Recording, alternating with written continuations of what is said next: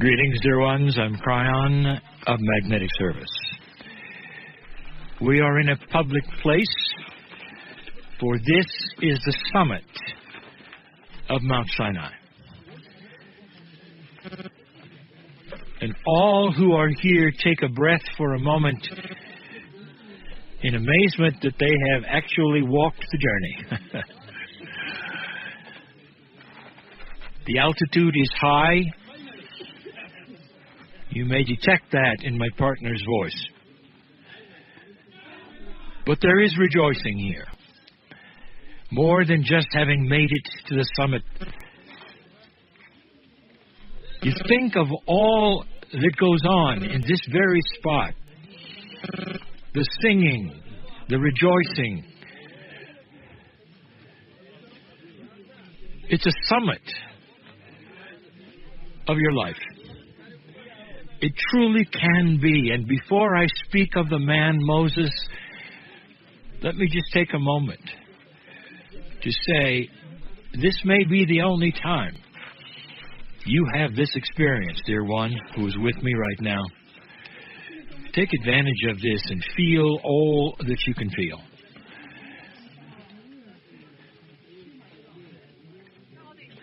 This place is famous for Moses, and it's famous for what he did. It's famous for so many things and so many belief systems. And for the Semites especially, it is the Exodus. But the story has been told so many times. And the scriptures tell it one way. The books tell it another. The movies yet another. I would like to give you the Kryon version. And it's a version that is one that celebrates the man and what happened here even more than that which you read in Scripture.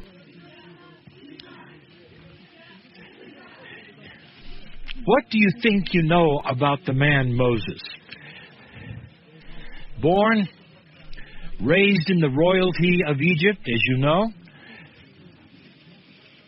And then when that was finished, the movies would have you say, well, he moved right into something else.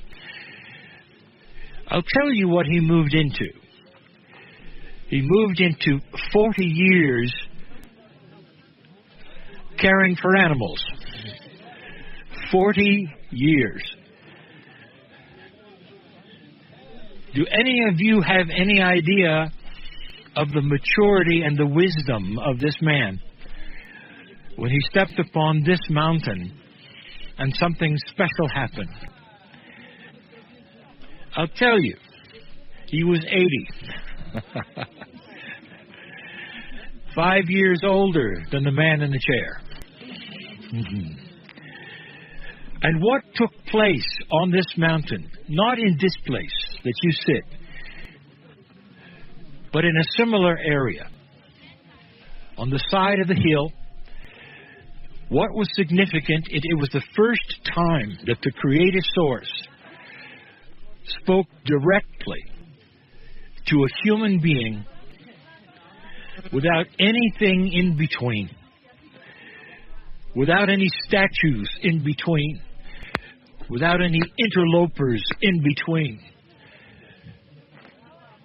And the Creator took the form of a multi-dimensional angelic being.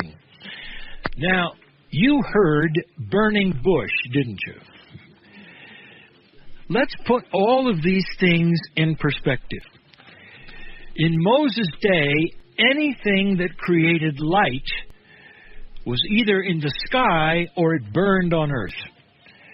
Anything that created light was burning. You see this.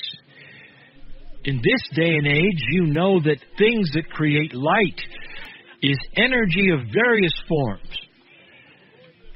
This was not a burning bush, dear ones, but it was reported the best as possible for the day. Oh, it was more than that. If you could see this, it was more than a fire that did not consume a bush.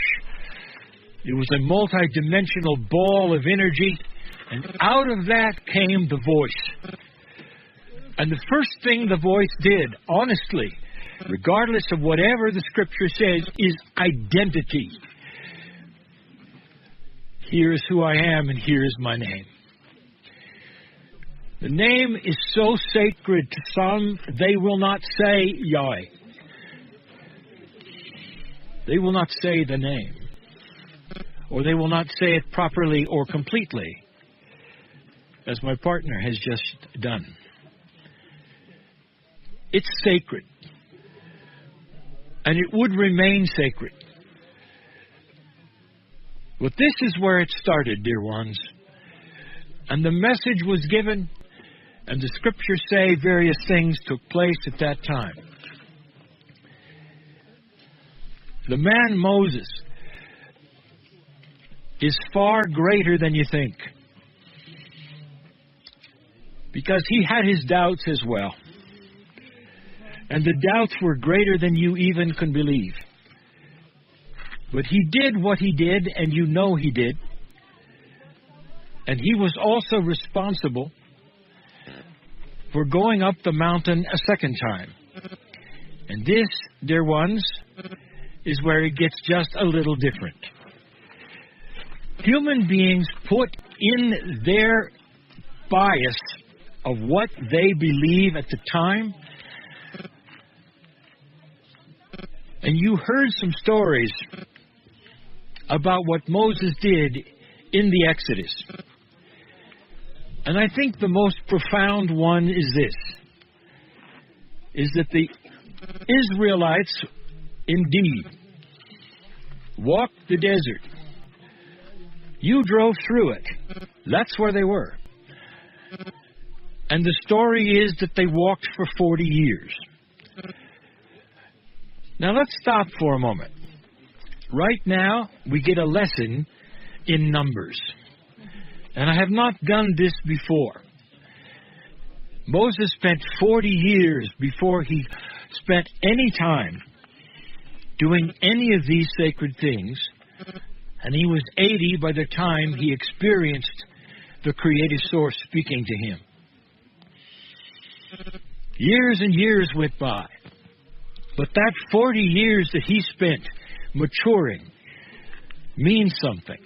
The 40 years in the desert for the Israelites means something. Today, in Tibetan numerology, the 4 equates with Gaia. Now that is what you would call Mother Earth. But the numerology is even stronger than that. And the kind that I'm going to tell you right now really had no form at that time. And yet numbers meant something.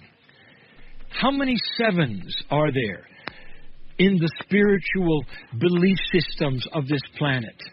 They're everywhere. How many 7s were there in that the history of Egypt that you're going to see? They're everywhere. They're more than just a reflection of the 7 sisters. They're a sacred number. The 4 is even stronger than you think. The 4, dear ones, is about fertility. It's about mother. It's about change. But it's about birthing. The 4 truly is a rebirthing number, and that is how it got into being the 4 in the Tibetan numerology, meaning Mother Earth. But it truly is the fertility of the energy of all things. Why 40 years in the desert? We have given you this information before. It is in the Scriptures if you wish to find it. My version of it is this. In the Exodus, dear ones, you have a very old energy. And you have all of the generations of the old energy, and in the Akash of the old energy. No Israelite could go into Canaan with that energy in their consciousness. And so generations had to pass, dear ones, before the Israelites became Israelis. And they could freely move into Canaan, the promised land, without the consciousness of slavery, without the old energy. Dear ones, that's a rebirth. Do you see why the 4 was there? That's the kind of rebirth we're looking at right here on the mountain. That is what we speak of that is possible right now with your consciousness. You're looking at a big 4 right now. Something happened that I want to set straight. I want to make things more elegant and more believable. And yet at the same time, we're going to offend just about everyone. Indeed, the story is true that when Moses saw the golden calf and other things that were apart from God, he saw that the generation was losing the divinity that he had shown them so clearly. Because humans do this. They gravitate toward objects of worship. And so Moses came back here for the second time. And Scripture says that he came back down the mountain with the 10 commandments. Dear ones, I want to explain something that I have said before. This creative source that I speak of, the God of gods, the loving source of love, the most compassion you can imagine from the universe, the creator of all things, is not a judgmental God, is not a judgmental God. This is not a God that gives you complete free choice and then judges you on your choice. They weren't commandments, because this beautiful God does not command. Those were the words given, and those were the translations, and to this day, they are the 10 commandments. But they trivialize the love of God. Now, I'm not going to rewrite this and call them the 10 suggestions. They are the 10 instructions of light for the right way to live. They are the 10 instructions of light for the right way to live, with human beings having free choice to look upon them and see the divinity and the sense and the common sense of these instructions. I want you to look at them clearly. Some of them don't look all that divine because they were for the group that was there. They were basic. They were practical. They were the way of life. They outlined some things that made sense. But they were instructions, dear ones. They were not commandments or else. And then the next rewrite. It is said, and it is spoken, and it is written, that Moses got a little impatient.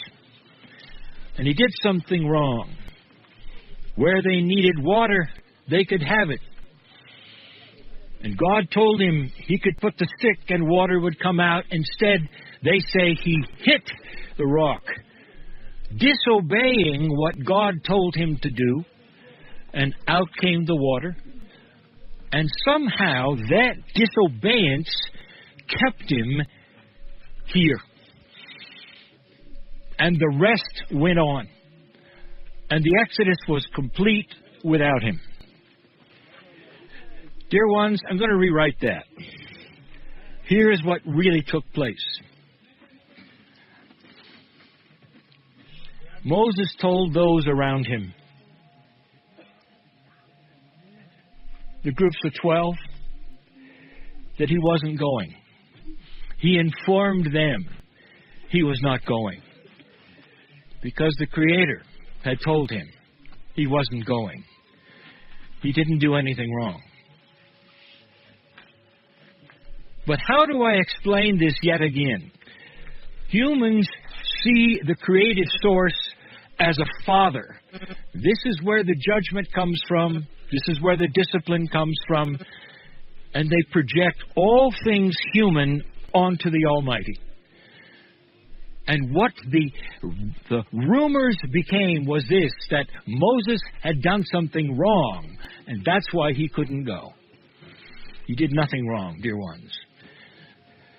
It wasn't his time. I'll tell you how old he was when he died. And it wasn't that far from that place of the end of the Exodus. 117. 117. And the reason he didn't go is because he was the man of the Exodus. And that was the energy, and that was his life, and that's the accomplishment. That's what he did. And for him then to go on and take that energy and become a leader in a new paradigm in Canaan would not have been appropriate, would not have worked. And so that is why he didn't go. There was no punishment. It's the elegance of the message. Moses, you did your job. And so much of that happened right where you're sitting. In the area here, the energies that are here, the mountain has remained so that you can climb it. And you can know these things. And you can say, this truly is history. It's a grand history. It began a culture. It began an idea of one God. Something that exists today because of the one man. He did nothing wrong, dear ones. All that he did, he doubted himself all the way through. And so I'll tell you this. It's a club. Lack of self-worth. It's a club. And most old souls belong to it. Know this, you're not alone. If you question the things that are sacred within you. But that's the free choice you have. To decide, like Moses finally did, it really is true. It really is real. You're a creation of God. Made in His image, and that is love. Let this message sink in so that you would feel the profundity of it and know how much you are loved. And so it is.